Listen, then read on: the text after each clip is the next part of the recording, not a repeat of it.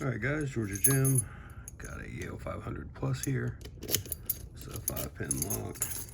It's currently unranked, and that's because apparently the 5-pin model has, or I should say is lacking, the overmilling that the original Yale 500 had. There's pin 2.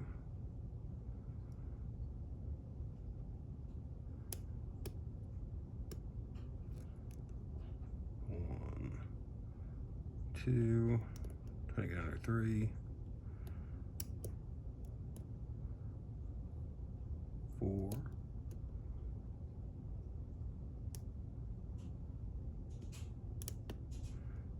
5, 4, 3,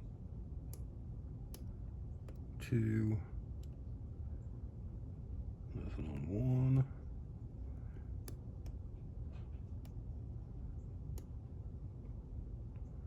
2,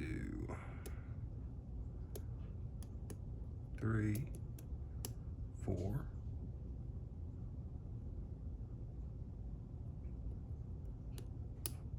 5, 1, 2,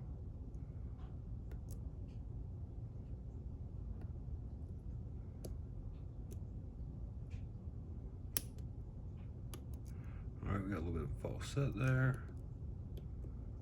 Make sure 1 is good.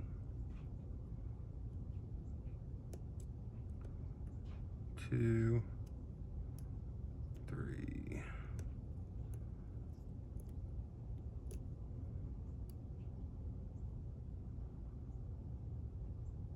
Dropping my tension, looking for this counter rotation. 5,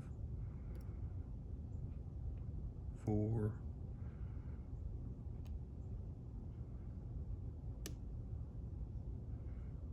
3, 2, 1.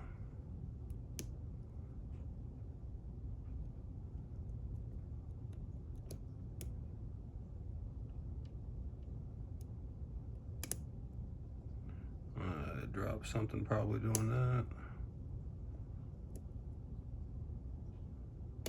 There we go. All right, so I'd still say that's probably in the greenish to blue range, kind of leaning blue. Didn't feel that much different than a regular Yale 500 in my opinion. Let's lock this back up and we'll get it gutted.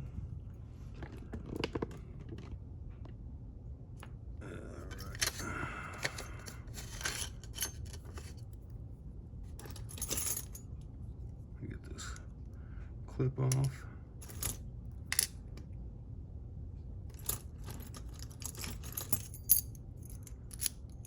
And we want a follower because this has a fishbone style core. I'm sorry, a shim. Let me grab mine.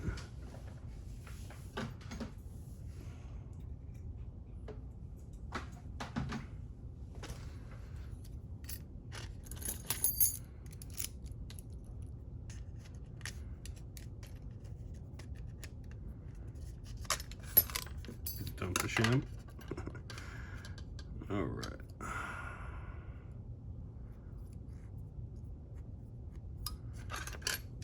So it's supposed to have a fishbone core from other pictures I've seen of it, so you don't want to take chances with that and having pins fall in between the drivers, and that does not have a fishbone core. All right. 1, 2, 3, 4, 5.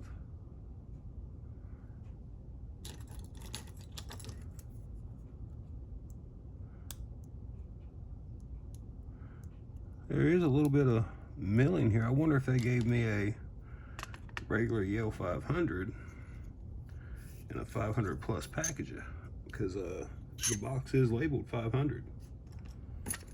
Or sorry, 500 plus. I'll grab it in just a second. We have a standard on 1, spool on 2,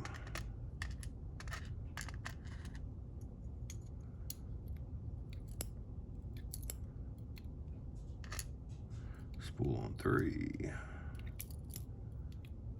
spool on 4, and a spool on 5.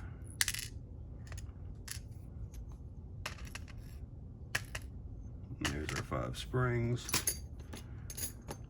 All right, we can get a